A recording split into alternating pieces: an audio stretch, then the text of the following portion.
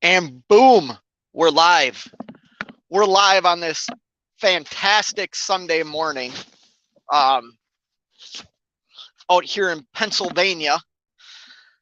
So, yeah, I just thought I'd go live real quick. It's been a minute since I've gone live and kind of bored right now, to be honest with you. I got nothing really going on. I make a delivery later tonight. Um, had a lot of downtime on this load that I'm currently on. Reefer just kicked on. Sorry if you hear the hum. Um, not in my truck. My truck's still at the shop, still getting work done. Um, Mr. Best, good morning, sir. How are you doing? Um, yeah, truck's still in the shop getting done. I'm still in the rental truck from the carrier I'm leased onto. Uh, really has me wanting to get a pre-emissions truck. Not gonna lie. I like these pre-emissions trucks. They're pretty, I like not to have to worry about anything. You know, it's ELD exempt as well. I like that. I can move around lots without staying under 5 miles an hour. You know, um, I like those things. Man versus Road, what's going on, man? How are you doing? I should have called you, see if you wanted to go live. Sorry about that. Um, but yeah, we're just sitting out here in Pennsylvania this morning. Like I said earlier, I don't deliver until like 8:30 tonight. I've had a lot of downtime on this load. Matter of fact, I got 34-hour reset in. Um, yeah, the idea of not buying DEF. Have you seen DEF prices lately?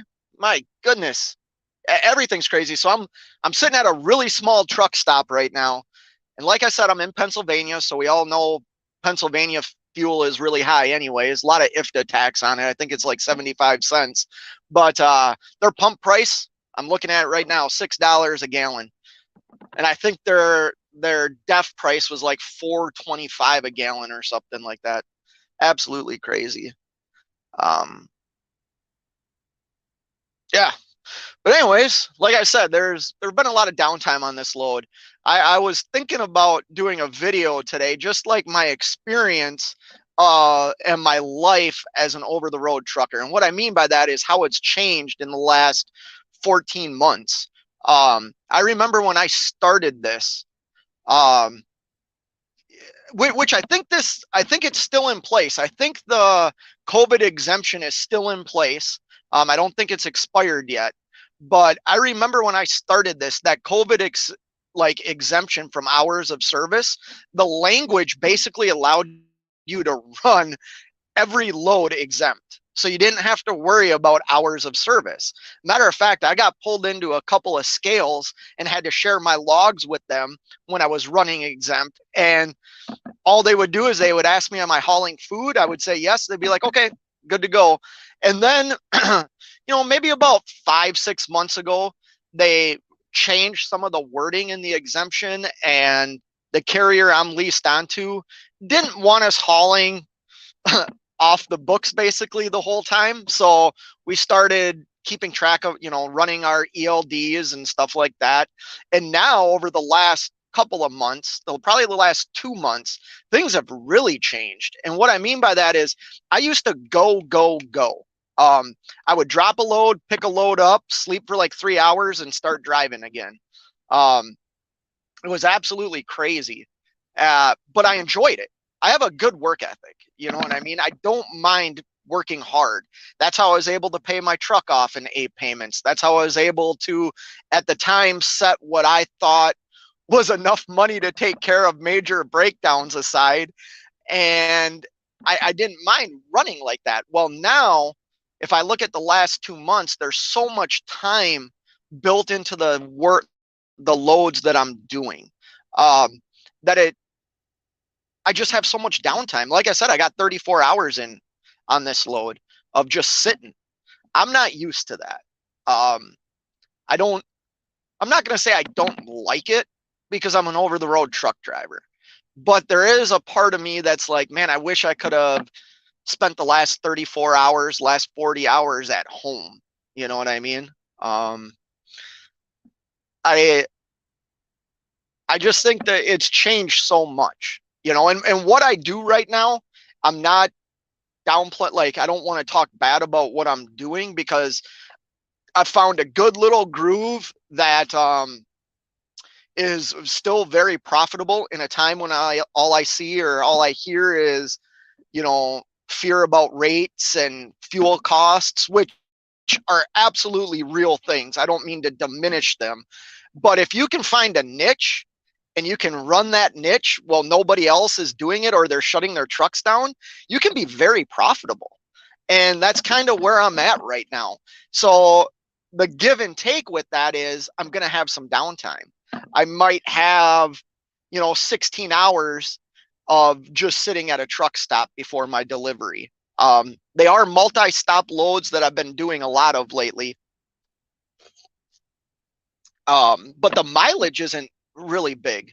I mean, every now and then I might get something that's 1,200 miles away with, 4 or 5 stops on it. The one I'm currently on is 5 stops, but I think I'm going to go like 800 and some miles. Like that's it. It's not very far and it's super easy. Like I said, though, the thing is there's a lot of downtime. Like I deliver tonight at 8:30, then my next appointment isn't until tomorrow night at like 9:30 at night, and I'm 6 hours away from it. So it's just getting used to the new routine and like my life on the road. It's changed, I liked excuse me. I liked running like with a chicken with my head cut off. Like I'll just be honest. I liked that. I liked the money that generated.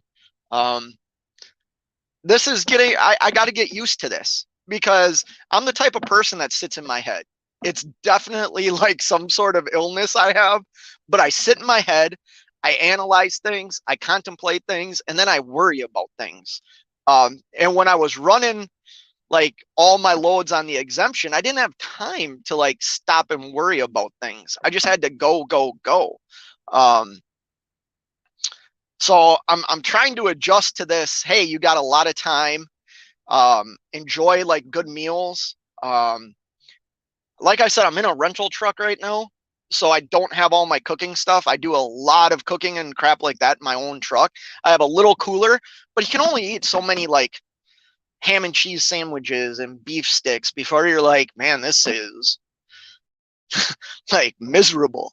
So the last couple of days I've had some good meals. I've gone to some good restaurants, but let me say hi to a couple of people here real quick. Yeah, it is ridiculous, Mr. Best, the price of everything. Nomadic Brit says pump price here at Pilot in South Carolina is $5.65. Yeah, that's crazy. Tommy Unfiltered's in the house. How you doing, man? I saw a video you posted. If you're still in here, I think you posted it yesterday or maybe it was this morning. You have your truck back yet? It's funny. I remember when I stumbled across, if you're not subscribed to Tommy Unfiltered, subscribe to Tommy Unfiltered. But I remember when I ran across your channel, I was broke down in Virginia and another YouTuber told me about you and I started watching your channel and you were going through a major breakdown at that time, a lot as I was. And then, I started seeing you talking about your, I believe it was your transmission or something. 2 weeks later, my truck's in the shop for a transmission. So it's kind of funny how much, once again, I've said this before, it's just so funny how much we all have in common. At any given moment in any given day, we're probably all experiencing the same type of either reward or travesty, you know what I mean? Nomadic Brit says, going home after this load for a few days, been out for 5 weeks. Yeah, that's a long time, Brit. Go home, spend time with that wife of yours. I get that we have to spend more time out on the road now.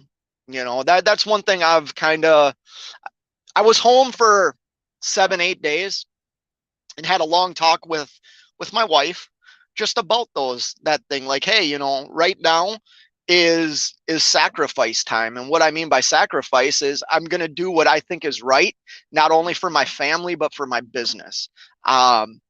We all, if you've been following me a long time, like Cash, DIY, people like that like to rip on me for taking vacations or going home and going fishing. When reality is, I don't do that very often. It's just when I choose to do it, I'm gone for a while. Um, but I've had talks with my wife, like, hey, I'm gonna run. Like, like I said, I found like a really good niche right now that I'm keeping quiet, and I'm sorry. I'm self-centered and selfish, but I'm keeping it quiet, and it's working good for me right now. And I don't wanna like take a week off and lose my spot. You know what I mean? Because I'm seeing the same trucks and the same companies day in and day out right now doing what I'm doing. And I'm afraid that if I take some time off, they'll just slide somebody else into that spot.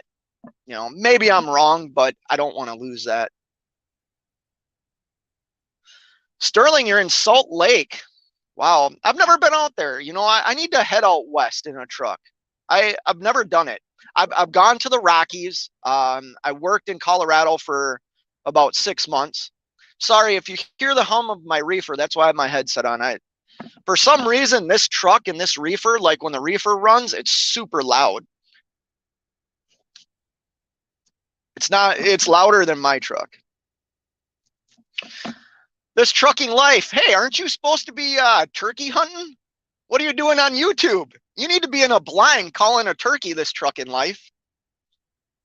I watched a short you posted about you going turkey hunting. Sterling says, Nomadic, I've been out 4 weeks, but got some mild repairs to do tomorrow. I'll probably be out 5 or 6 weeks. Yeah, that's long, and I don't want to come across like I'm being I don't even care what people might think. Here's the thing. We're over the road truck drivers, right? Like, we're supposed to be out on the road. That's our job.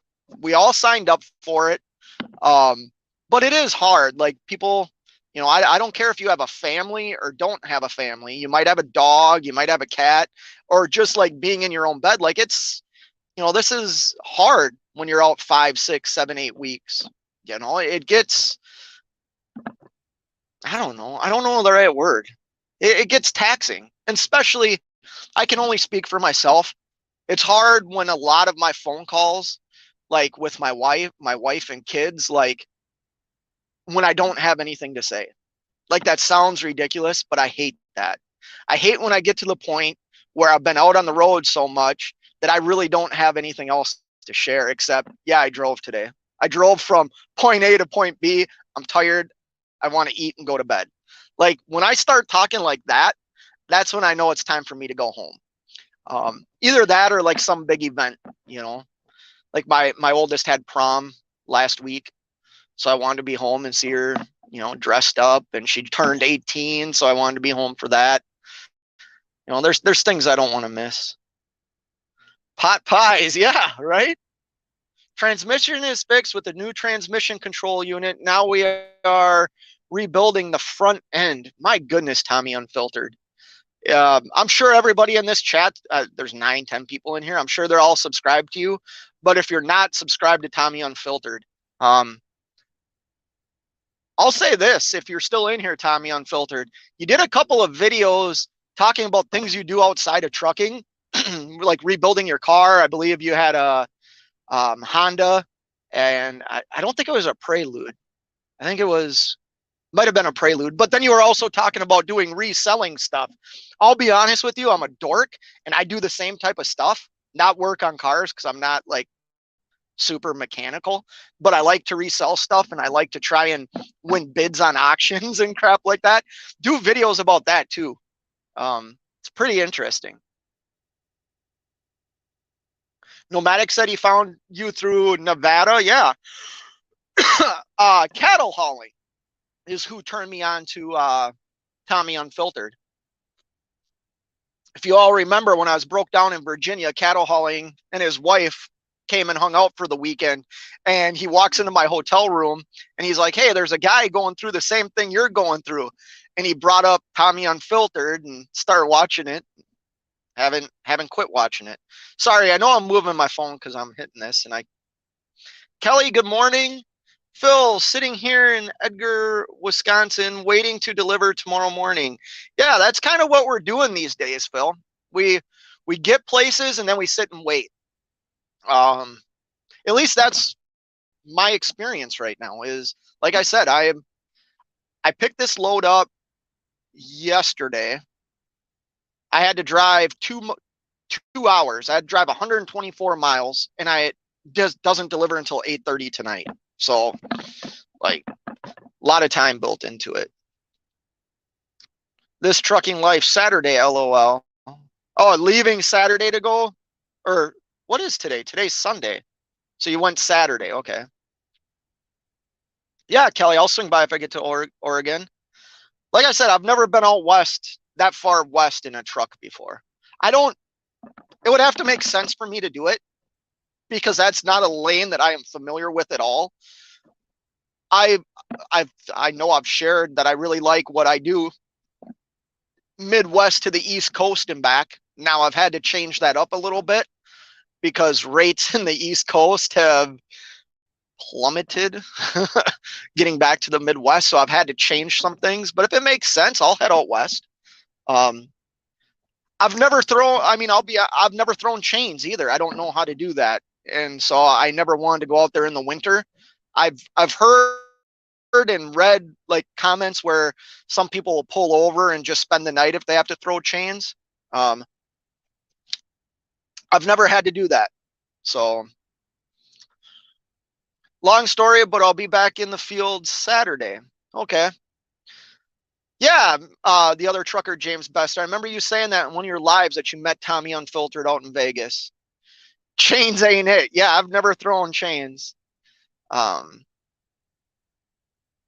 Good morning, Fate. On my wife's account. Oh, okay. Well, have fun at church. Tell your wife I said hello. That's Killian's Trucking, everybody. I met up with him and his wife a couple of weeks ago out in, where were we? Missouri?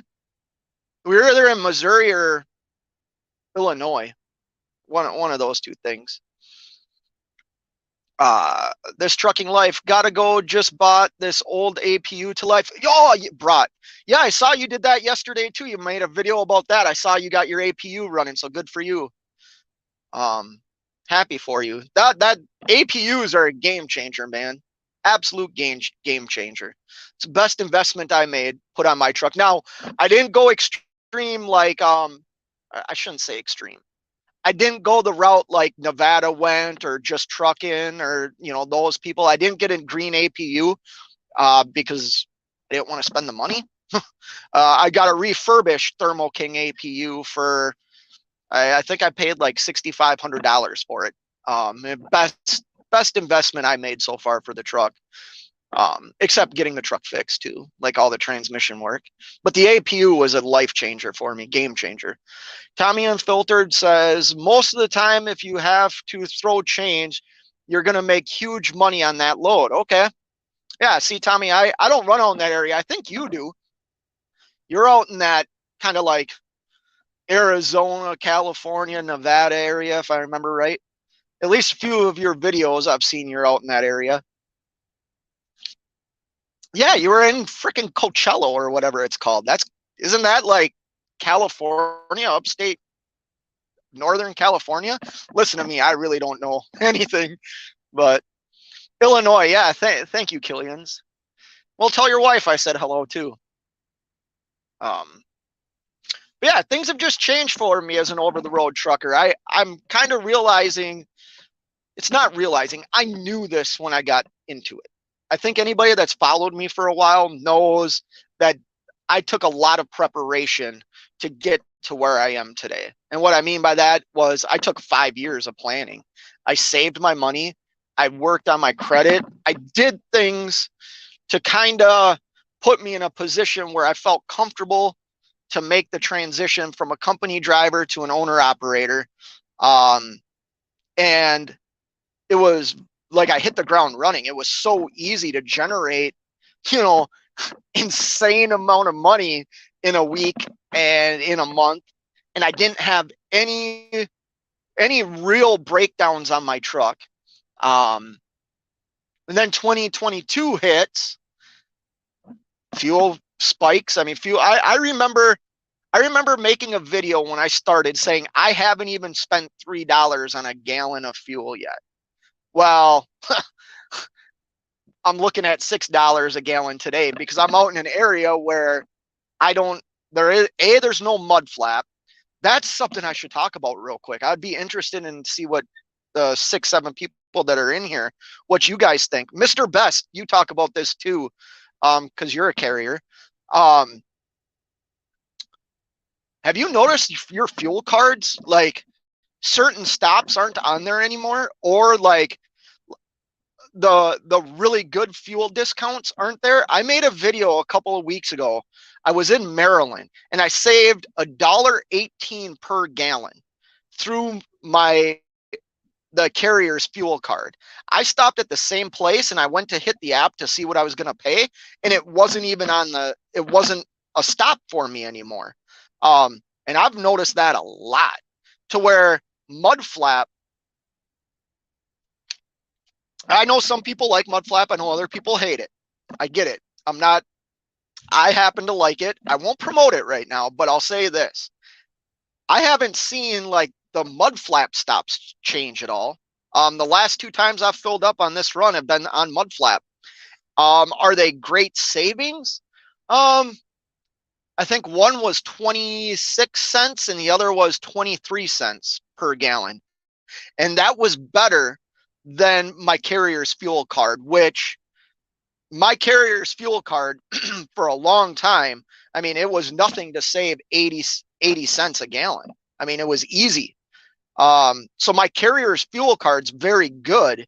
It's just for some reason, both of them, my EFS and my ComData, like I'm losing stops, or the stops that were really good are like 15 cents a gallon now. Well, mud flap in the areas I get fuel is better.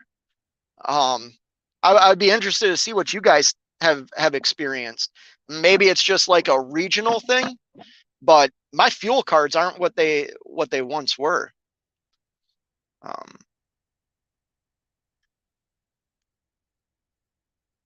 I missed so many comments. I'm so sorry about this.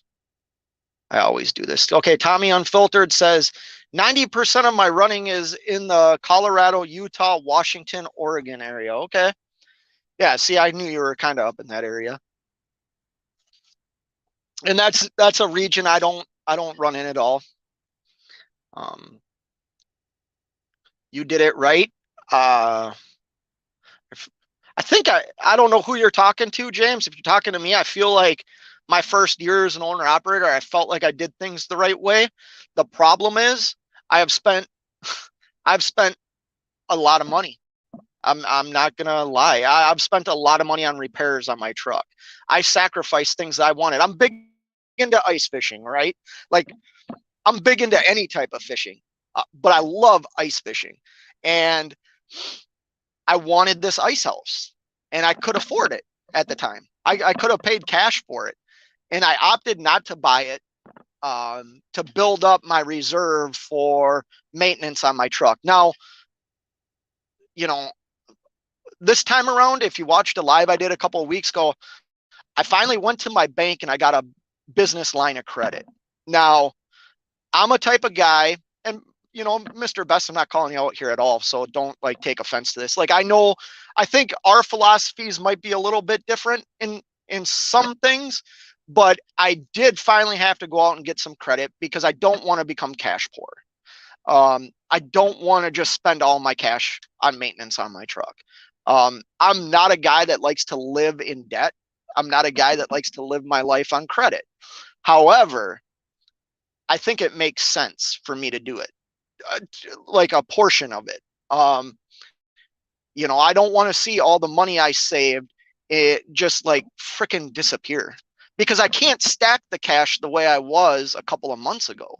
Yeah, I'm still able to save money, but not at the rate that I was, if that makes sense. So I took some advice from people I watch on YouTube and actually opened a line of credit against some other people's advice that said, oh, don't do that.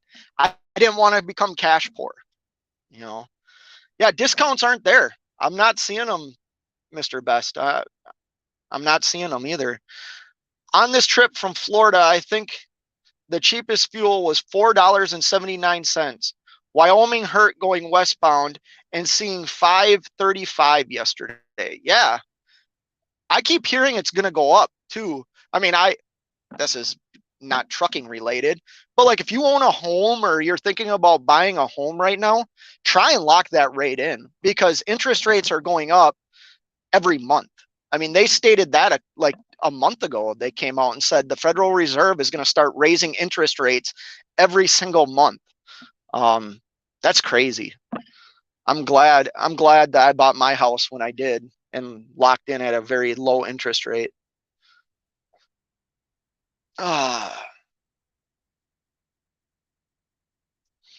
Kelly says, I've met a life change as well. I may not be driving truck more than a couple more months. Really? Are you going to open up a restaurant? You probably could do it. You should open up a restaurant on like some little highway. Call it like the trucker's diner or something. What do you, well, you don't have to share if you don't want to, but good luck in your ventures. It's a good change, more money. Okay. Then good for you, brother. Yeah, right. Unless the ice house has a TV and heat, it ain't it. LOL. No, James, I'm telling you what, man. You need to come to Minnesota in the wintertime. We'll go up into right on the border of Canada and Minnesota. You'll see what these ice houses are like. You can be in your sandals and underwear if you want to be, and you'll be just fine. It'll be minus 50 outside, and it'll be 75 degrees in the ice house with a big screen TV. We're usually watching like hockey, where I'm a Minnesotan. Hockey is what we watch, or we're watching a movie. Yeah, it's a really cool experience. Yeah, I think anybody that's never done like a real, I shouldn't say this, stayed in like a camper style fish house, you need to do it once or twice. Or you can go up to like Lake of the Woods or Red Lake in Minnesota and rent an ice house that's out on the lake, and it's got everything you need. It's got a stove, it's got an oven, it's got everything you need in it. It's a lot of fun. Now, I made a video back in February of us fishing in like what we call pop-ups. They come right over the top of us. That's a little colder. It's you don't have a TV, you don't have things like that, you don't have all the luxuries, but it's still a lot of fun. And it's all, so the canvas are insulated canvases. So like if you have like a little sunflower heater or a Mr. Buddy heater, you'll stay warm in there. You might, you'll be in a sweatshirt and your snow pants, and you'll be sweating.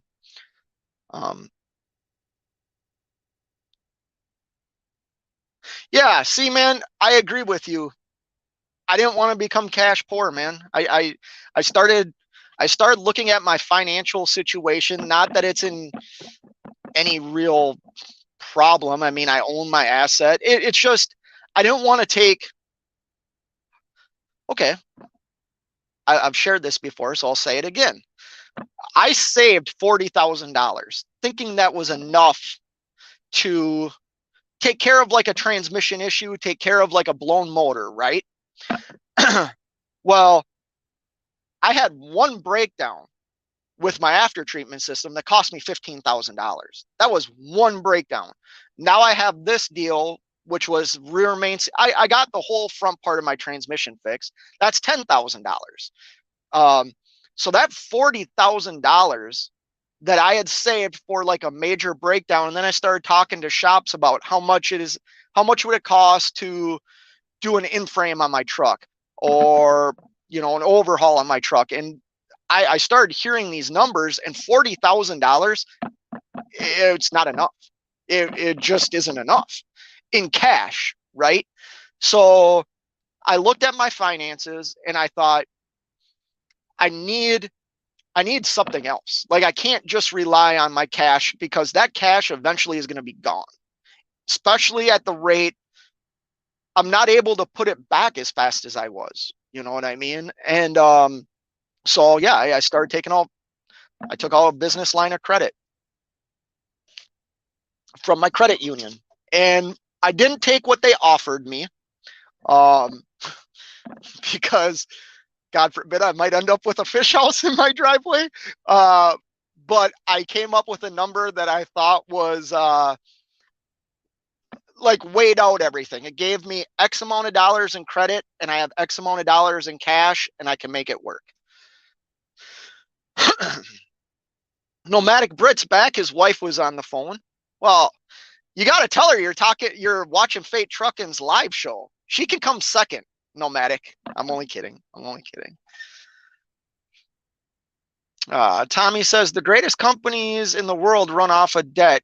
Get with a good accountant and understand why debt can help you out. Yes, debt can help you out. But there's good debt and there's bad debt, Tommy. And the thing is, you talk about these big companies. Anytime these big companies run into debt, what do? They sell shares. They generate.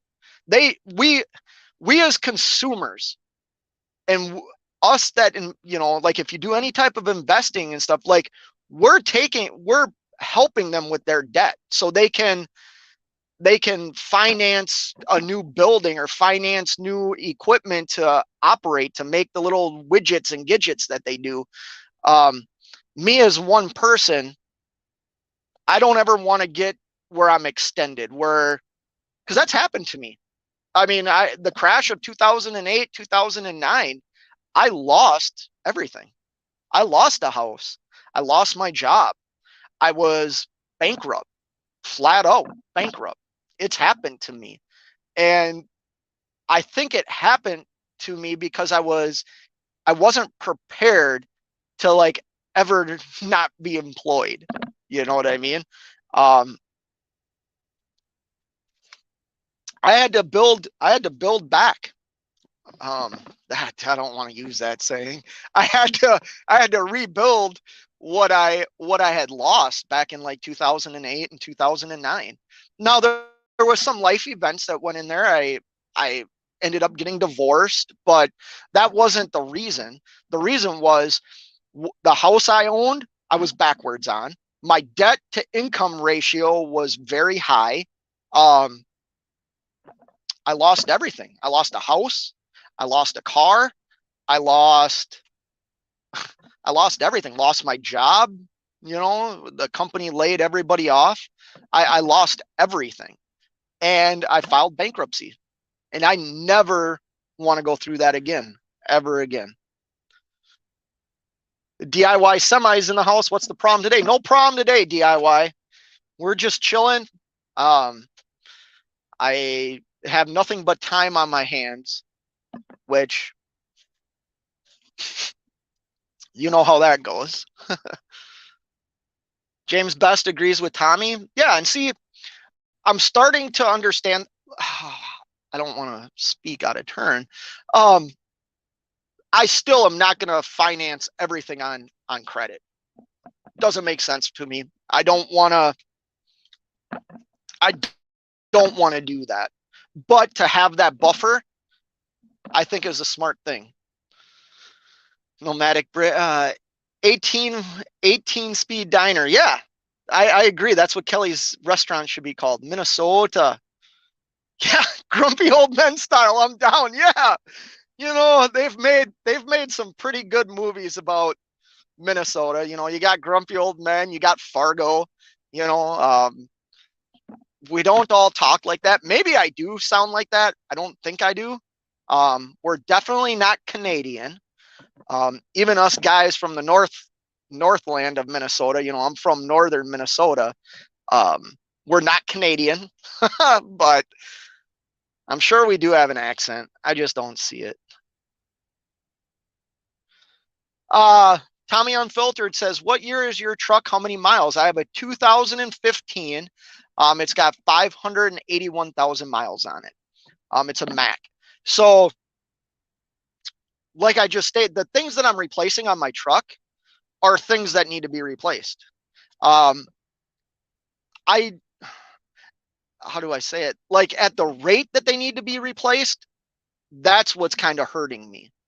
And what I mean by hurting me is just not, you know, I've spent a lot of money 2 months ago. I have to spend a lot of money now. Like all the things that need to be replaced on my truck are all kind of happening at once, which, oh, we got police running all over.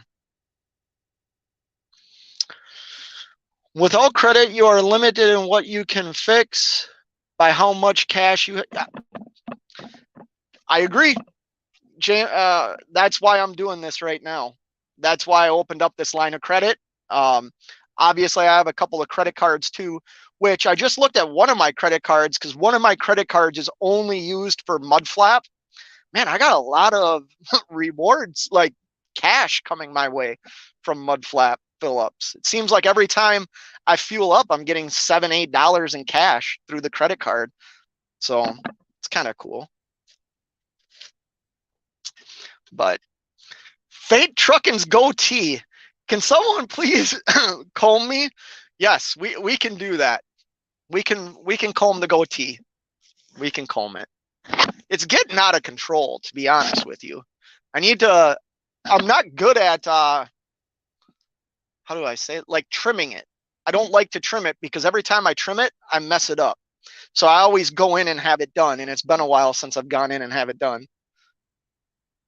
You don't have anything sticky in it. Good that you thought it out. We don't want you ending up dancing around a pole. No, I'm not going to dance around a pole. Well, you know what? I just watched a video. Gosh, there's a YouTuber, Soft Underbelly, I think it's called. Soft Underbelly of America or something. And I just watched a interview of a male gigolo.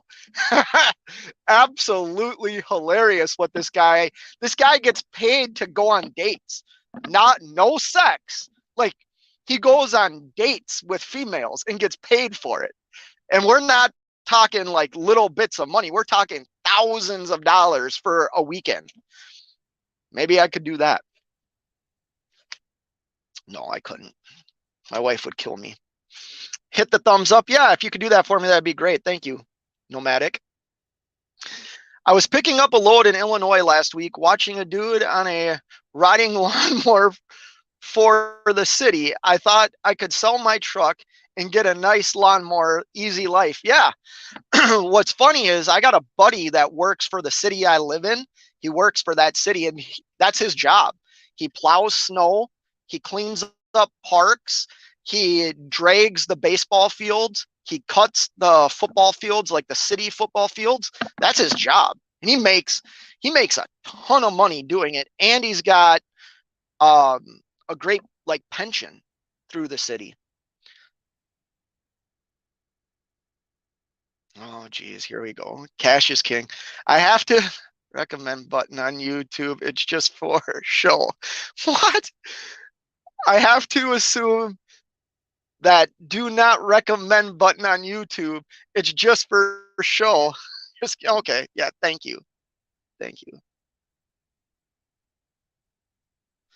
Yeah. I hope the market in 2008, 2009 helped me. I mean, I remember it.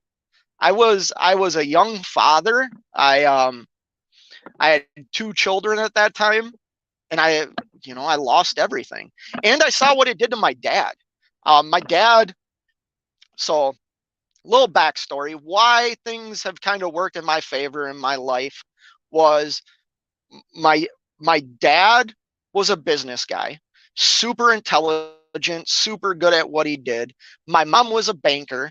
So she taught me how to save my money, taught me the value of interest, taught me how interest can work for you and against you. So like I was raised with some guidance, guidance that I hope I've passed on to my children, because the reality is like their schools haven't taught them anything, haven't taught them how to even balance a checkbook.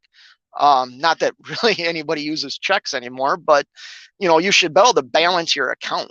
not just look at your app and think, okay, everything's good. You should know where your money's going, whether it's working for you or against you. You should know those things. And I believe my mom and dad kind of helped me in that way. But back in like 2008, I saw my dad. My dad was getting ready to retire. And I remember walking into his office one day, and he just looked at me and he's like, "Hey, come here." And he showed me one of his 401k accounts. And he had lost millions of dollars, you know. And he worked about another 5 years after that to kind of replenish what was lost. Now he gained it all back, but it took time. So I hope I've learned. Part of that is too, I don't own, like, man, I drive a car that's got 100 and some thousand miles on it. It's a 2003. You know what I mean? Like, I don't get to, the rewards of my hard work are done on vacations and like going ice fishing. That's about it. LOL, I think Fargo is in North Dakota. Yeah, Fargo is in North Dakota, but they came across to Brainerd. Okay? That's where the state trooper was up in Brainerd or Bemidji, one of those two states. I don't remember.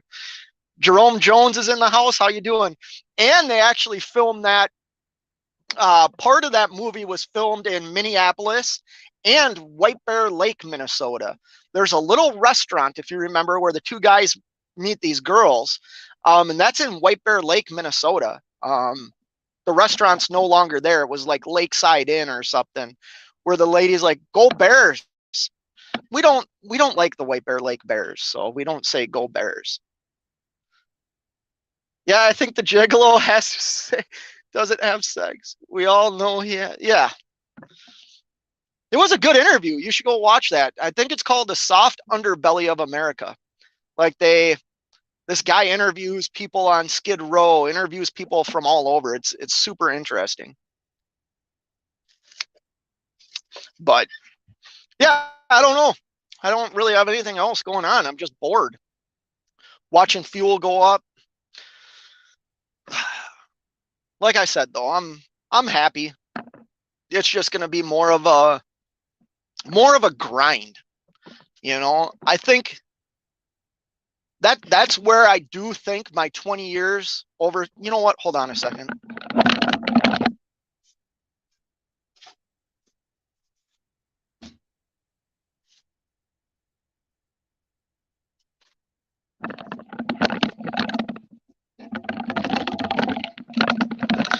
I'm in a truck that doesn't have a working APU and it's hot as hell. But I don't want to roll the window down because the reefer's running. Anyways, I lost my train of thought. Oh, it's just I think I'm gonna have to work a little bit harder than what I have in the past. Not take as much time off. If I do go home, Cash, I know you're gonna make fun of me, but I need to do more of what you do. And what? Say a command. Oh, shut up. Well, we got all kinds of things going on here now. What I mean by that is instead of going home for a week, God, I'm sorry. I'm messing everything up here. We'll try this. Instead of going home for like 8, 9, 10 days like I typically do, I need to go home for a day or two. You know what I mean? And the wife knows that. I just need to start doing it. I need to not worry so much about being home as long, because like I said, I don't want to lose this little gig that I got going on right now. I don't want them to think that I'm not reliable. Let me do a couple more. I've got a birthday coming up in May, and reconsidering celebrating it because I want to run and keep revenue solid. Yeah, Sterling, I don't remember the last time I celebrated my birthday. Now my kids, or if it's like your daughter's birthday, man, they don't come. Our kids are just getting older. You know, I have an 18-year-old at home now that I really don't matter. Like I I feel like I don't matter in her life. She's got so many other things going on, whether it's sports, work, she works 2 jobs now, getting ready for college, her friends, like her life used to revolve around hanging out with me. Well, now I'm like an afterthought. If I'm home, she'll call me when I'm at home or text me and say, how much time do you want with me while you're at home? And it's like, well, I want you home as much as you can be. Well, I want to hang out with my friends. Okay. So like there might be a day or two that she's actually at home to like do something with me. So I wouldn't miss birthday parties if it's your one of your children. Children or wife, you know, those are important. My birthday, I give 2 craps about. I have a birthday coming up in July. I'm going to be 42. My God. I don't know what happened here, but I can't really see my phone that well. Nomadic Brit. Ever since my missus was on your live, she keeps saying, she keeps saying, when can we do that again? Whenever you want, Nomadic. When you're at home, text me. Let me know you're at home. We'll do a live if I'm not driving. Um, you're going to be home in a couple of days. This load I'm currently on is like a 4 or 5 day deal. So I have a bunch of time. Just got fuel 410 a gallon minus IFTA. Good for you. Mudflap, cash is king. Mudflap. Enjoy your birthday, Sterling. 364 more days in the year to grind it out. Yep, I couldn't agree more with you. Is anybody a sports fan in here? Because I want to talk about one sporting event, but I won't do it because if nobody's fans of sports, I don't want to lose the 10, 11 people that are in here. But yeah, it's just going to be more of a grind for me. I got to work. I got to keep working. I got to get my truck back to not costing me a pound of flesh every month. You know, that's the downside. Like James said, like Tommy has said, yeah, having that credit there affords me now the opportunity to get the stuff fixed when it needs to get fixed. I can get something done immediately versus waiting. Vic Med's in the house. Good morning. Hey, Vic, if you're still in here, I took your advice, man. I don't know if you remember back in February, I was broke down in Virginia and you kept telling me to find a shop close to my house or like find a shop that I can trust. I believe I've done that, man. You weren't the only one. DIY kind of gave me some advice. A couple other people did too, but I wanted you to know that I found a shop near my home that is very like thorough in what they do. And what I mean by that is if everybody remembers, which you might not, go back and watch some videos. When I was broke down in Virginia, nobody was keeping me updated on anything. I would call the shop and nobody would answer because they recognized my phone number. The shop that the shop I'm at right now that my truck's at, they've emailed me every day. They've called me. They've kept me up to date on everything they're doing to the truck. Getting approval before they do anything. If you remember out in Virginia, they would just rip something apart and break it and then tell me, yeah, we broke it. You need to buy the new part. Like I would have to find the part, get it overnighted to them for them to fix something that they broke. The shop that I'm currently at is so far, I've had a very good experience with them. So of course, Nomadic, you would be Formula One racing. I know nothing about racing. Nothing.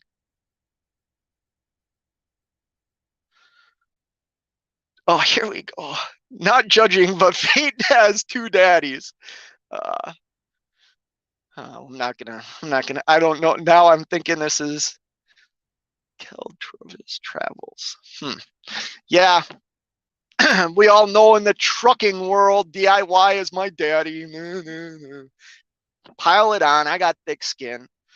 I really don't, but go ahead. Just got a shop back home so I can work on my truck and hobbies. So I'm nervous about spending all the money for fun. Yeah, wow, you bought a shop? Or is a shop that they're allowing you to use? Grab ass is my favorite sport. Soccer is a close second. Okay, cash is king. There we go. There we go. Yeah, Vic, I thought it's kind of cool to like develop a relationship with the shop too. Now, this is my first experience with them, but I did choose this shop because a company that I used to work for, that's where we always brought our trucks. And we never complained. Anytime they brought the truck back to us or we went and picked it up, like the work was done and it was done right. So I thought I'd give them a chance. They're a little bit expensive. For all you that don't know, I live in the metro area of Minnesota. I live in the St. Paul, Minnesota, or St. Paul, Minneapolis part of Minnesota. So this rate is the cheapest hourly rate in the Twin Cities, but it's still $149 an hour. There was another shop that was like 105, but they couldn't get me in. This shop got me in, diagnosed what was wrong with it. They did require a down payment on the work. And basically what the down payment was the cost of the parts. So the minute I gave them the down payment, they ordered all the parts. They looked ahead to make sure they could order the parts. I gave them the down payment. They ordered the parts and then got my truck in. So Cash is King says, here we go. I'm assuming DIY would not let you bring towels in his truck. I got a towel. We're part of Towel Gang. If you're not part of hashtag Towel Gang, you better get on it. And how we do that is we hang a towel from our window here. So yeah, be part of Towel Gang. Good morning from Wyoming. Well, good morning, Toby. Is that how you say that, Toby? I'm looking at my phone. I need to get a better setup for this. But yeah, lots of things have kind of changed in the last couple of months. I'm ready for them. I think I can weather it. I'm trying to, I don't know how to say this because I don't want to piss people off.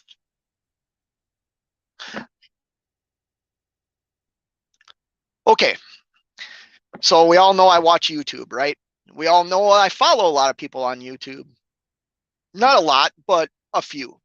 I have a side of YouTube that talks about like the fears of trucking right now, the things that we're facing, high fuel prices, lower rates, even though when I look at rates, I understand they're a few dollars less than we were getting a few months ago. But if you look at the whole scope of things, they're still like the rate is still decent.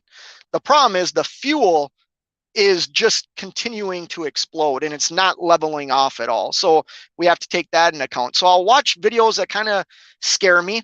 I'll be honest, that kind of, I don't want to say they're using fear. They're using reality. 100% they're using reality. But somebody like me gets very scared. And then I watch other videos that are like, hey, just push through, stay trucking, do this. So I'm trying to find that balance. I'm trying to find what works for me, because I'm different than you and you're different than me. I need to find what works for me. I've missed so many comments here. I'm so bad at this. Cash, you have a good thing, man. Well, James, if you're still in here, I don't know how you guys stay up with comments. I just don't get it. Vic Med says, I have two shops, one for service and one for mechanic work.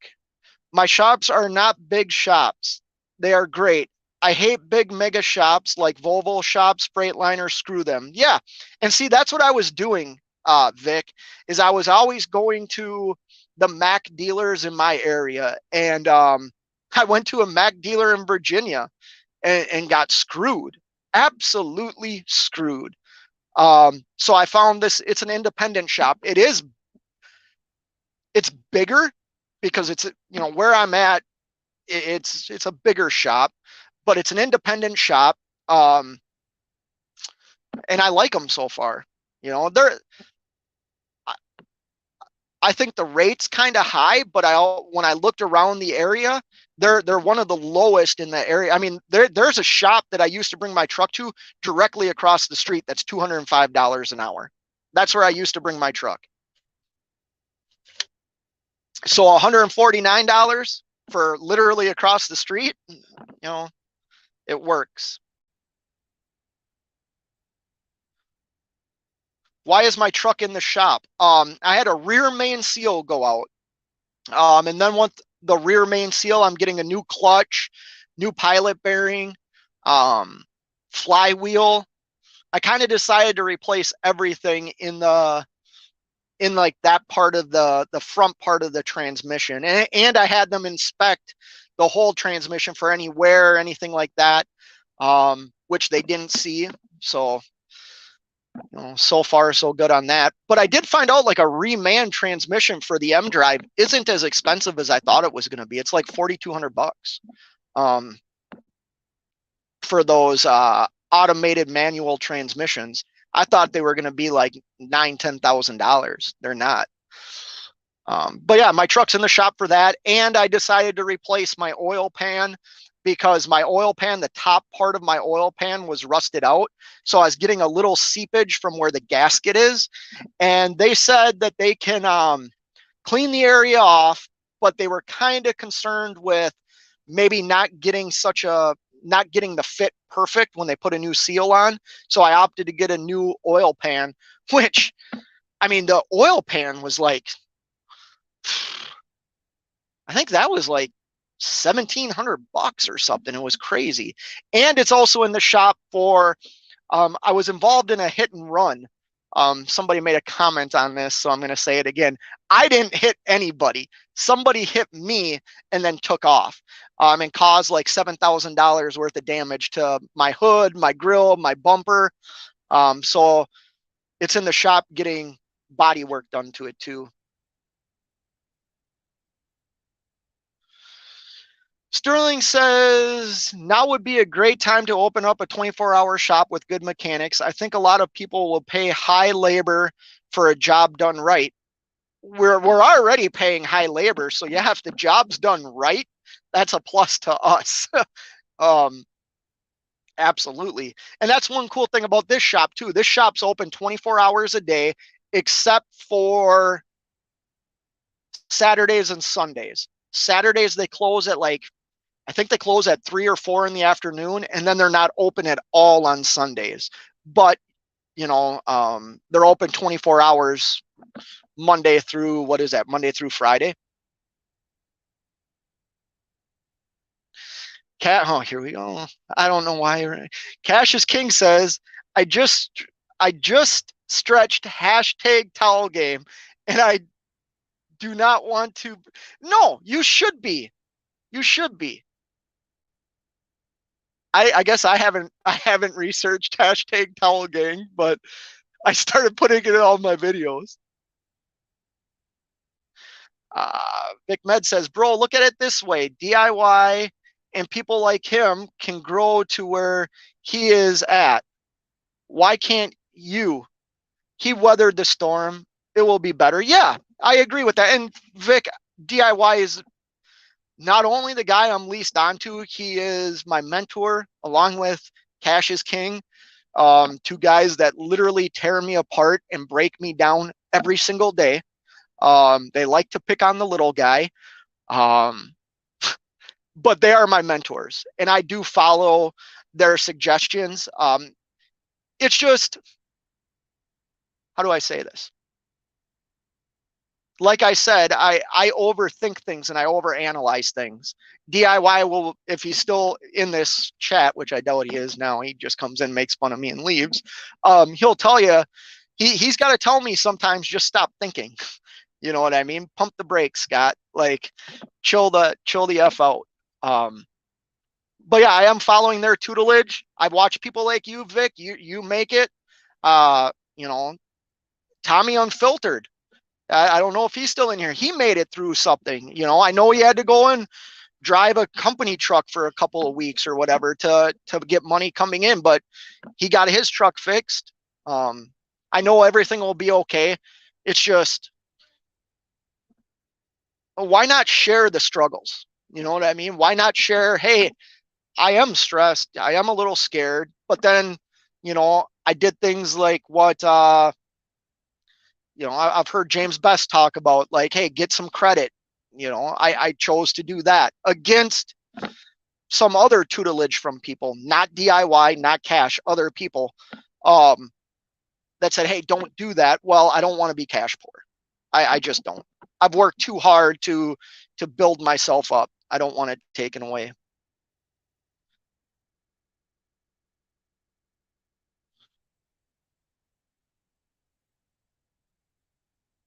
People saying hi to people.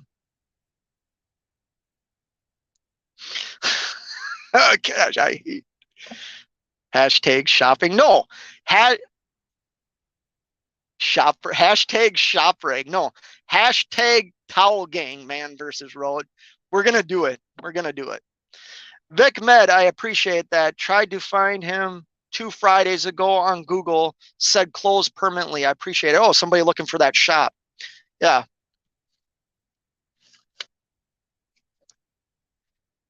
I'm losing everything. I'm in a different truck. So where I put things is different. I'm sorry. You're going to see a seat for a second. Oh, no, you won't. It's right here. Finish my coffee real quick.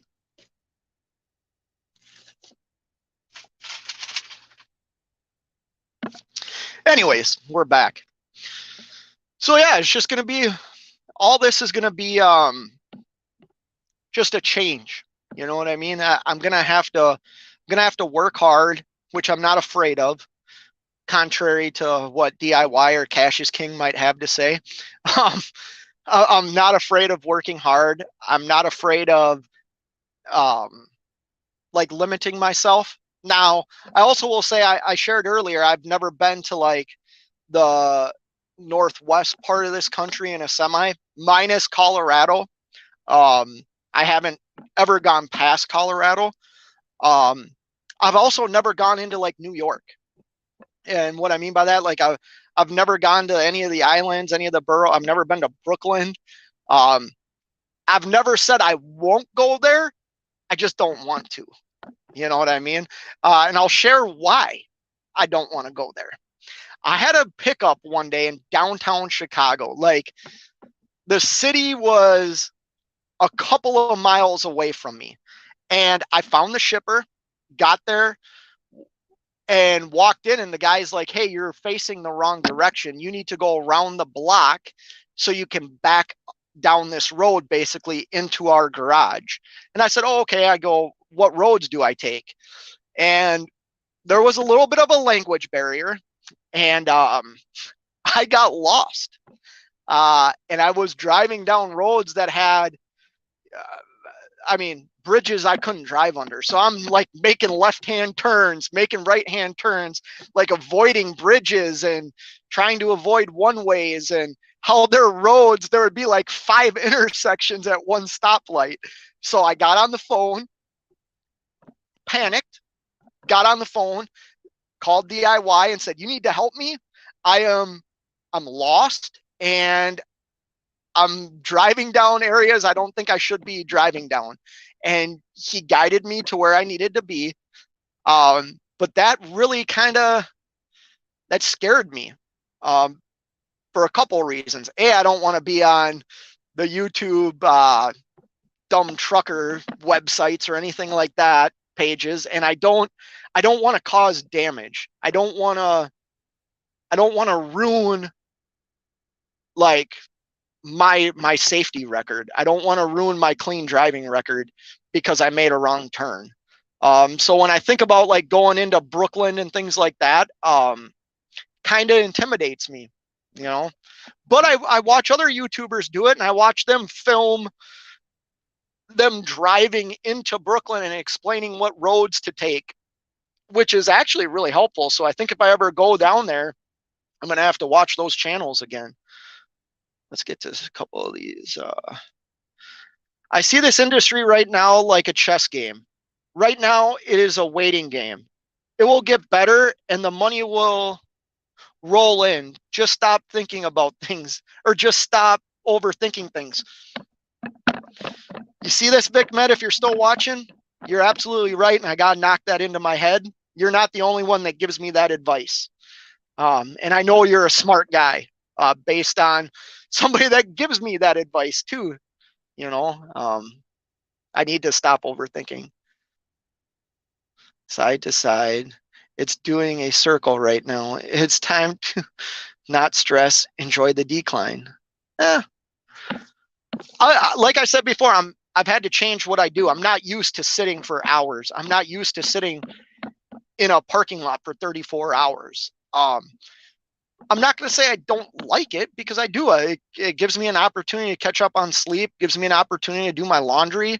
I'm still making on this load good money. So if it takes an extra, if I sit for a while, I sit for a while. It's what it is, Cash is king towel game, more like two guys, one towel.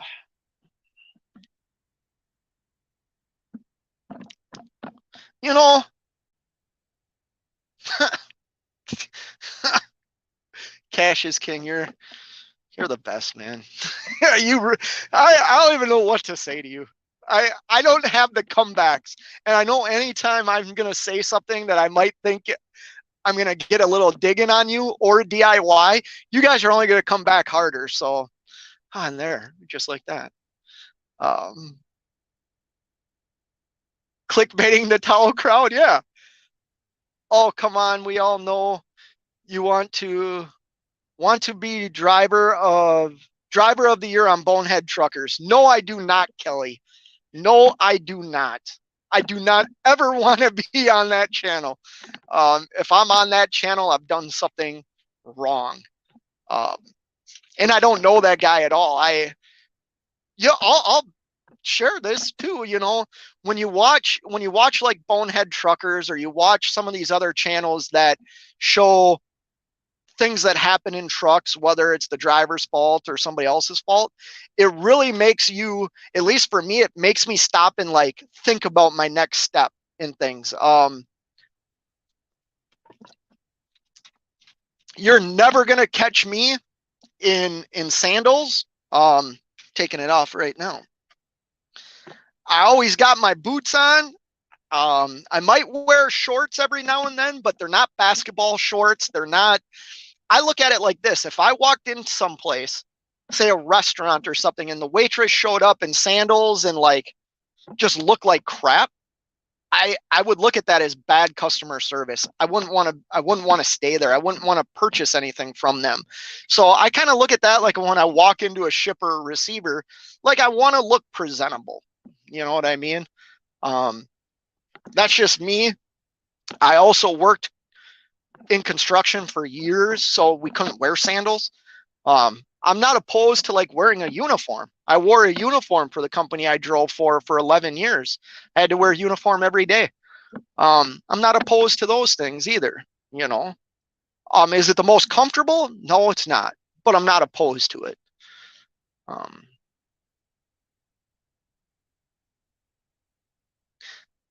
Crash's sense of humor is wicked. Yeah, that's what I'm saying, man. Like, I don't ever want to be on one of those channels, because then I did something wrong.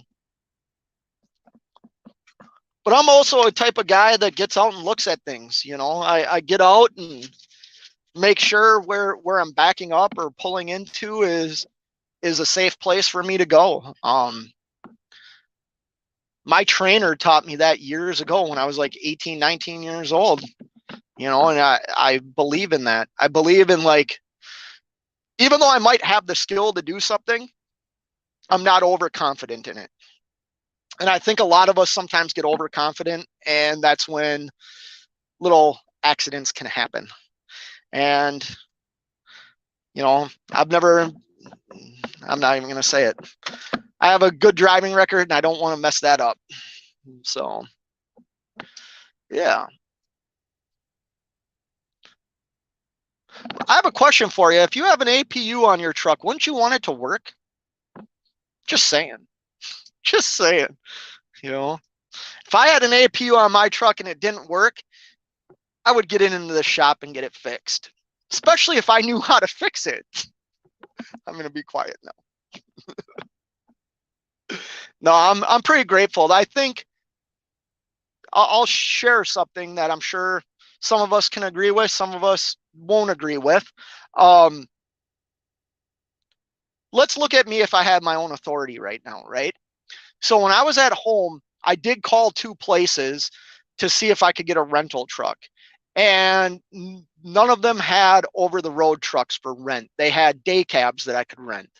Um, so if I kind of look at it like this, if I had my own authority right now, I'd be stuck at home, not making any money, living on my savings, which I don't want to do. My savings is for, that's my savings. I don't like to tap into my savings.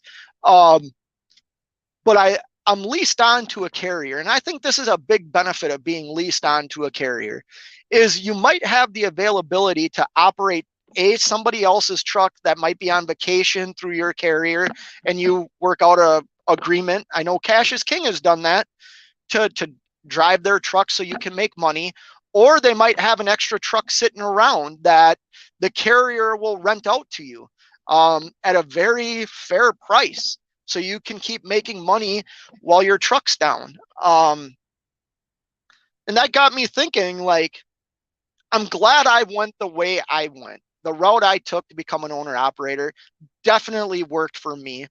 I understand we're all different. I understand some of us have different goals and you know whatever. But I'm really happy with the direction I went and what I chose to do um, when I decided to become an owner operator. Um, I guess part of me still thinks someday it would be nice to have my name on the side of the truck, even though I respect the name that's on the side of the truck now as much as if it was my own. Um, because I see what that name on the truck like generates me and what it's offered me in my life. But I still have that desire of maybe someday, it's got my name on the side of the truck, or I still fight with those things. But I know I wouldn't be in the position where I am today doing it the other way. And I think when I look at all the benefits that at least the carrier I'm leased onto affords me, or like kind of gives to me just because I'm leased on to the carrier, is definitely like priceless in a way. And I'm not stroking that guy's ego. We all know who he is, and I'm not stroking his ego at all. As a matter of fact, I hope he's not in here hearing me say this. And that's the truth. But I'm so grateful that I'm in the position I'm in, that I'm not just sitting at home, even though it'd be fun to like be with my family and go fishing opener in Minnesota. I got a buddy who's retiring from the military who is coming into Minnesota next week, and I would love to see him, but I need to be out here making money, taking care of my business. But I'm glad that I did it the way I did. I'm glad that I have the opportunity to keep working right now. And I don't think that would be possible if I had my own authority. I really don't. And I still got so much to learn. So much to learn. Which, let's talk about that real quick. I thought after 20 some years in this industry, driving, dispatching, um, management, I was in different levels. I thought I knew everything about this industry. Then I get out here, and it's even if you're leased onto a carrier that's able to like kind of hold your hand, kind of walk you through the steps of your first year of being an owner operator, you still have so much to learn. I had so much to learn that I thought I didn't. You know what I mean? And my carrier has shared, that I cut a lot of, how does he phrase it? I'm a lot farther along than what a lot of new owner operators are. He's like, he always tells me, you're up there with the guys that have been doing it 15, 20 years. I cut the learning curve in half because I came with a lot of experience, but I still feel like, man, I have so much to learn that if I ever entertained the idea of getting my own authority, I would really have to even learn more than I do now, which, man, I don't want to do that. I don't want to do that.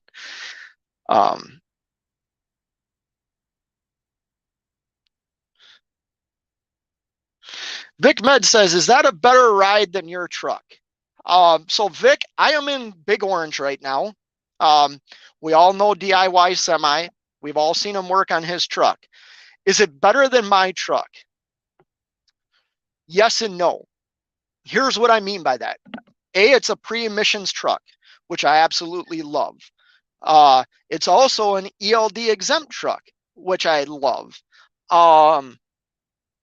It's a manual. I like manual trucks. I press D to drive. It's not an automatic. My truck isn't an automatic. It's considered a automated manual transmission. So it's still, I don't really understand it, but it's a good truck. Is it better than mine? Damn it. Yes, it is. It is. Gets better fuel mileage than my truck. Is there things I don't like about it? Yeah, there's things I don't like about this truck. Like if it was my truck, I would change some stuff in it, but it's a really good truck. Very good truck. It's got a Series 60 motor in it. The truck's a really good truck. It probably is better than mine. And my truck's got 581,000 and this thing's got 1,401,000, or sorry. Yeah. 1,000,004. Frick, man, I can't even. I'm acting like an idiot here. 1,039,983 miles. So, million-mile truck versus 500,000-mile truck. Yes, this truck's better than my truck. Don't tell them I said that. ISX Cummins is in the house from South Dakota. How you doing out there in South Dakota? I like South Dakota. We just went out there on a family vacation last summer out to like the Badlands and Black Hills and stuff like that. South Dakota is a great state. Some guys just have an APU for the weight exemptions. Yeah. Maybe that's the case here. Fighting Sue's in the house. How's it going from Grand Forks? You guys still got snow out there, Fighting Sue? I got a buddy that lives in Minot that sent me a picture last week, and they were getting a bunch of snow. But yeah, anyways, it's a good truck. I would like to own a truck like this. Pre-emissions, pre-ELD. I was shocked at the fuel mileage on one load that I did. I'm going to check the fuel mileage on this load because this is a lane that I do run. I'm in Pennsylvania right now. So I'm in mountain range, you know what I mean? So I like to see what the fuel mileage is on this. There are things, like I said, that I do like better about my truck than this truck, but it's a good truck. I wish I could purchase it from them, but I can't. Vic Med says, I have that same engine and about the same amount of miles. My drivers don't like that engine. I think they are stoned. That's my favorite. Yeah. Tell you what. So let's talk a little bit about my truck versus this truck. My truck is a solid truck. I would say, like, if you go on truck paper right now, the prices of my truck are still, I wouldn't pay what they're selling a 2015 or 2016 Mac for, the CXU model, because they're really inflated. But the MP8 motor is a good motor. My truck has more torque than this one. I've noticed that climbing hills, but in that you're also burning more fuel if you got your foot all the way in it when you're climbing hills. But this motor is solid. Now, I'm not a big motor guy. I don't know enough about those things yet. When I was a company guy, we couldn't touch the trucks. But I've done some work to my truck with DIY, and then I've worked on this truck with DIY. I'll tell you what, when you open the hood and all you see is a motor versus you open my hood and you see all these wires, all these wiring harnesses, like this truck, it looks so much easier to work on, so much more like mechanic friendly than what these newer trucks look like. I gotta believe, I mean, if you do any research, you know Series 60s are thought, if you look at a lot of research, they're thought of being one of the best motors ever made. Cummins, I think the Cat was second, and then the Cummins N14 was third. But Series 60 gets great ratings. And I like this truck. ISX Cummings 565 says, my old corn binder has 3,100,000 and still running strong. My goodness. That's a lot of miles. But I would assume that that's what trucks should get. I mean, that when they built them this way, they built them for longevity. You know what I mean? I don't think trucks and cars are built for longevity anymore. Now, you could take like Toyota out of there. Toyota, like if you talk about Toyota cars, my cars that I own 3 Toyotas. None of them have needed any work except like a water pump. I mean, transmission, and we're talking, my car has 200 some thousand miles on it. One of them does, and it runs like a champ, you know. But I don't think a lot of things these days are made for longevity. They're made for us to purchase them, use them, and upgrade. You know what I mean? Good luck getting 3 million miles out of my truck. You know, that's the other thing with this market. You know, I'm doing all this work now to my truck. Still haven't had to do an overhaul on it, which hopefully I don't for a while. But let's say I get to the point where I need to do an overhaul. Like, that's when I have decisions to make, because if these prices of equipment don't drop dramatically, I'm not going to buy a new truck. I don't want a $3,000-$4,000 a month truck payment. Especially with what I see right now. I wouldn't want to take that on. I would rather pay $40,000-$50,000 and keep my truck running. Vic Med says, I don't want to sell my truck, but I will sell it to someone that will take care of it, like DIY. If you want to buy it, you can buy it. Yeah. Is it a sleeper truck? Is it the green one? I watched a video once. I want to say you had a green Freightliner, because you're actually buying trucks right now too, aren't you, Vic? That's something we should talk about. If you don't follow, which I'm sure everybody in here does, go follow Vic Med. And I think you were just talking, I watched your live the other day. You were talking about you're purchasing some trucks right now, which is, in my mind, like, I think you should document more of that, because you're showing how to do things the right way. At least in your live, you were showing how to, the steps you were taking and what you were looking at when you were buying these used trucks. And if I remember right, they're pretty low miles too. They're in like the 300,000 mile range. That's a pretty low miles truck.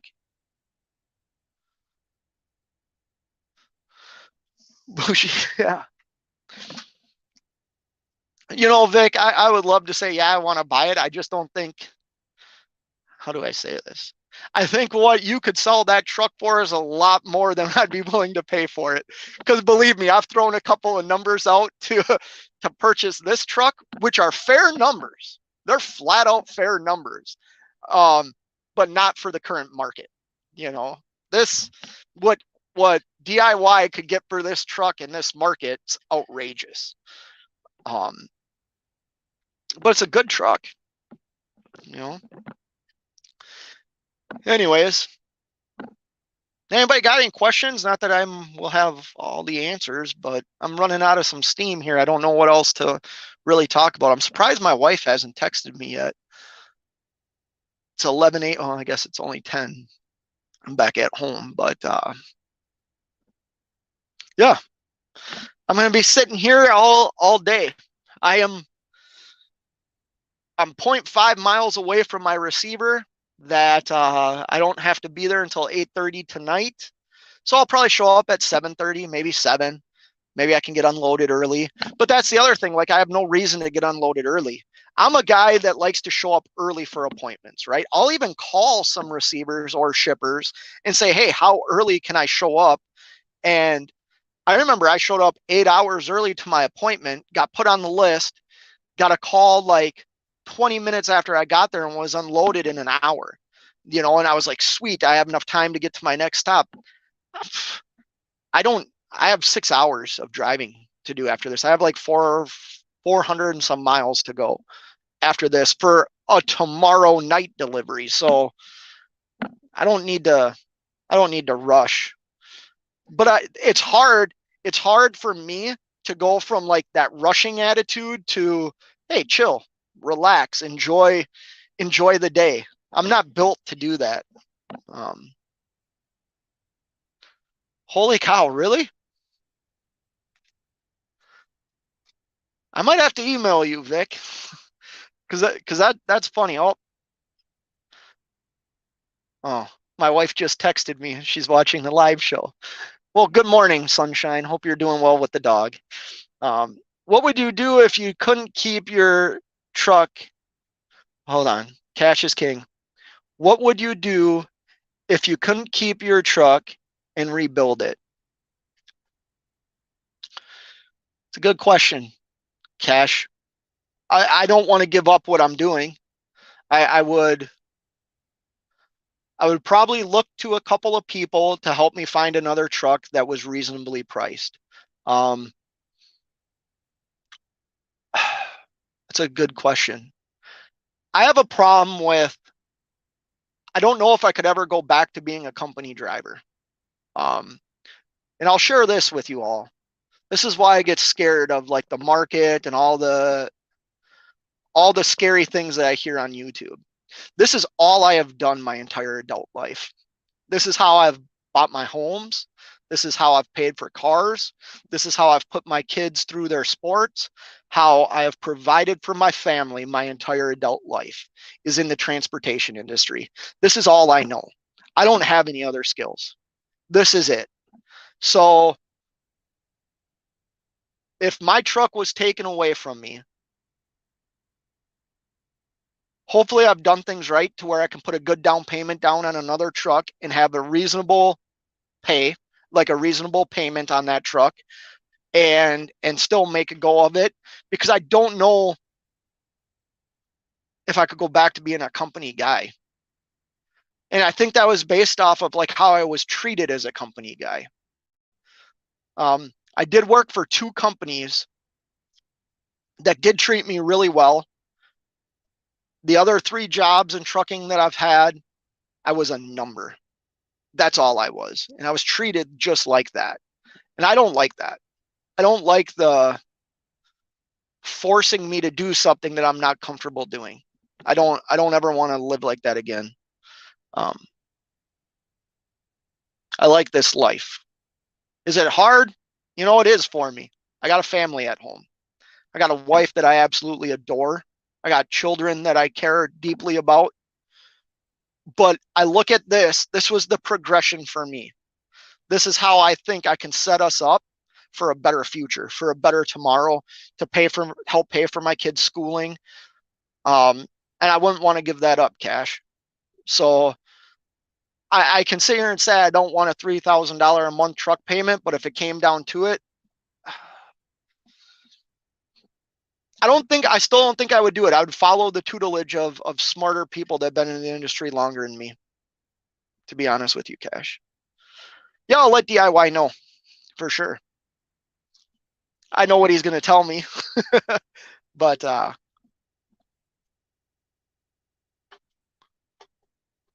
yeah, Years of dairy farming, but went bust. So trucking, it was. Yeah. Yep. I think a lot of us are in that position, you know, that no, like cash is king. Dude, you're a great example of this if you're still in here. Like you've had other businesses. You know how to be successful in other areas of life, in other business ventures. Um, I don't, you know. You're not that much older than me. You know what I mean? This is what I know. This is what I'm good at. This is I mean, anybody can go work in a factory. Anybody can dig a ditch. Um, we need laborers. We need people like that. I just don't want to do that. You know what I mean? I want to do what I'm good at, and this is what I'm good at. I'm good at trucking, um, and I think I'm getting good at operating a business. To be honest with you, I know I'm still learning. I don't pretend that I'm better than anybody. I shared earlier, I've taken out a line of credit. I've started doing things differently than what I thought I should do to survive, you know. Um, Keep a fat bank account. It's a peace of mind knowing you can rebuild and purchase another one. Yeah, that's kind of what I was sharing earlier. Like I built a fat bank account, and for anybody that's new to trucking, man, that money can disappear very quickly. Um, and right now it's harder to replenish that bank account. Um, and I don't live a life of luxury. I really don't.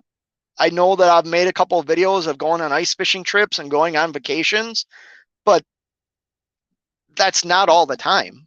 That's a couple once a year, maybe. You know what I mean? I think that's normal. I think people can take a week off and go enjoy time with their family, you know. Vic Med says, bro, life is about going forward, not, oh, shoot, just jumped on me. Life is about going forward, not backwards. You are going forward right now. This industry is great and profitable. You just have to keep learning and have strategy. Yeah, I agree with that. And to be honest, like I've thought outside the box a little bit. I'm 100% happy with my career.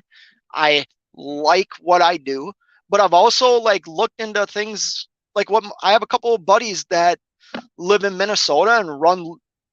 It's not really local, but it's more local. They're home, you know, maybe every third night or something like that. And I've talked to them and like asked them what they're experiencing right now. I got buddies that do dirt work and stuff like that in Minnesota, that are owner operators. So I know there's other avenues I can take. Like if this doesn't work out, I'm just really happy with where I am. And, you know, whether he's in here or not, like he knows I'm happy. I'm very comfortable with the carrier I'm leased onto.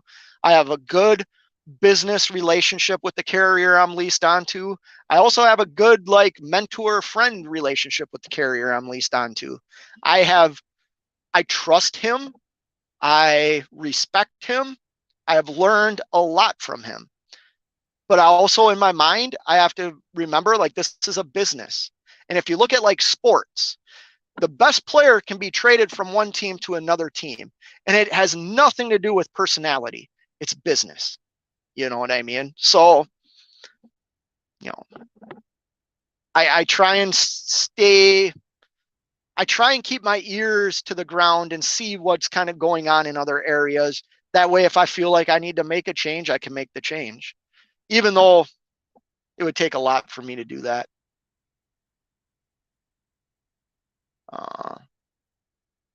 Sterling says, I got into trucking because fleets didn't need a fleet mechanic when trucks got disposable. Oh, when trucks got disposable, why pay a mechanic when you can buy a new emissions truck every 2 years? So so the company that I used to work for before I came to this, what they did is they leased trucks. And I want to say they were like 3-year leases. And every third, like we couldn't even add oil to the truck. So if you do your pre-trip in the morning and you need a gallon of oil or you need to add radiator fluid, you couldn't do it. You had to call that company, we parked off site of the company we leased the trucks from. So they would either show up and do it, or you would call and be like, yeah, I need a gallon of oil. They would tell you to drive to their shop and they would add the oil for you, you know? So yeah, it was crazy.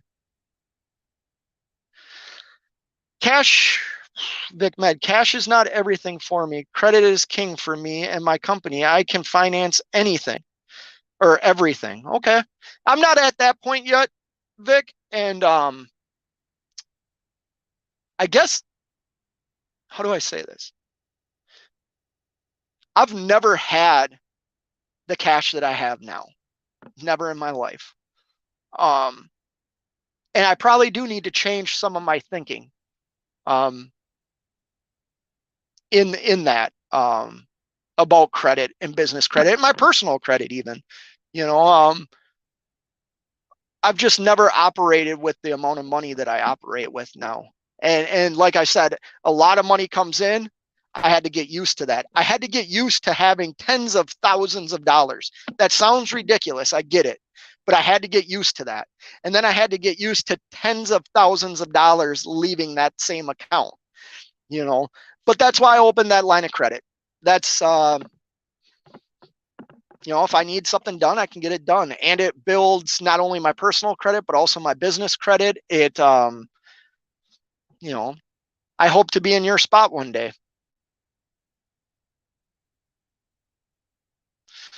Cash is king. Just remembered that the currency of slaves. When you own something, money, they own you and your time. Debt is the currency of slaves. Okay, you're doing talk to text. Yeah. And I'm not sitting here saying I'm going to finance everything. I mean, you know, we finance houses, but like that's something else. I took a lot of money that I made, not a lot.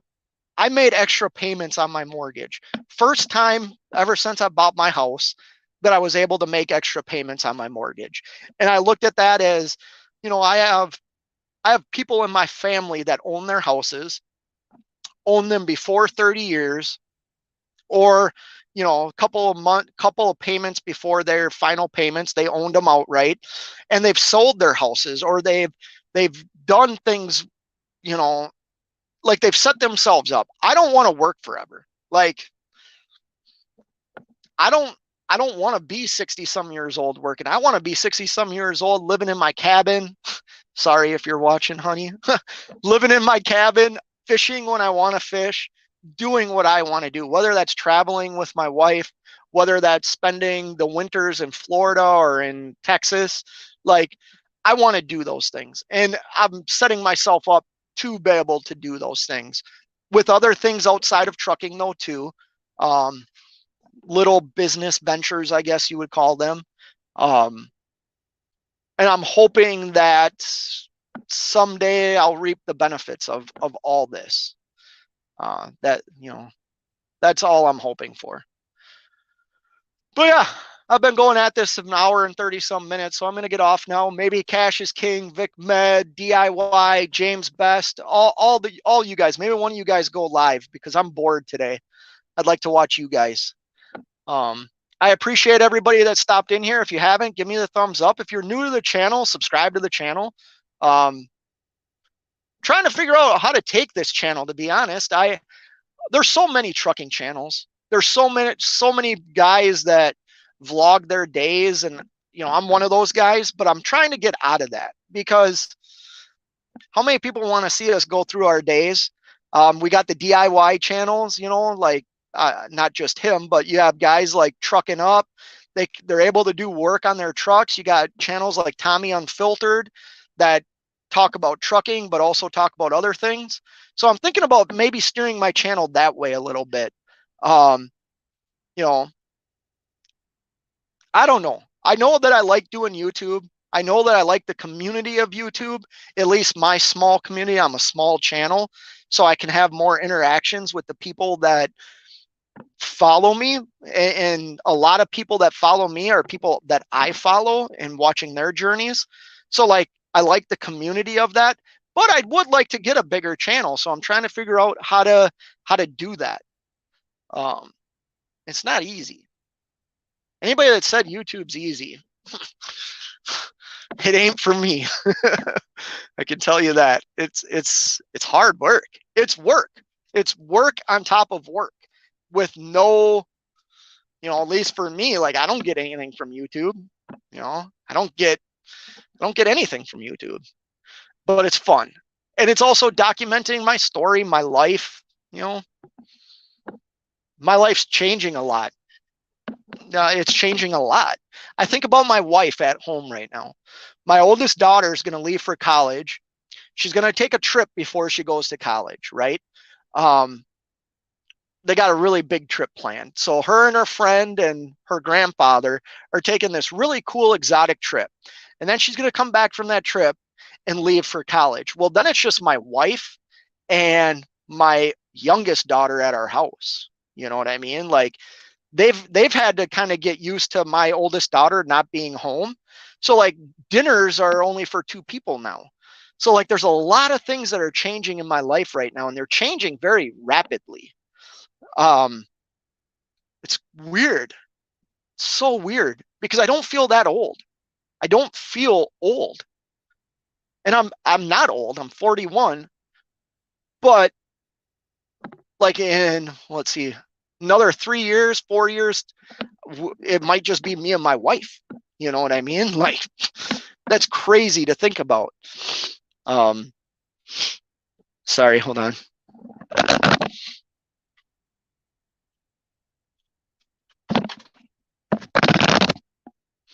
That's one thing. If you got an older truck, make sure you dust it.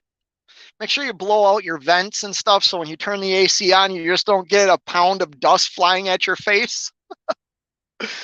Some people and their cleanliness. I'm just kidding, bro. I'm kidding. Anyways, I hope everybody has a great day.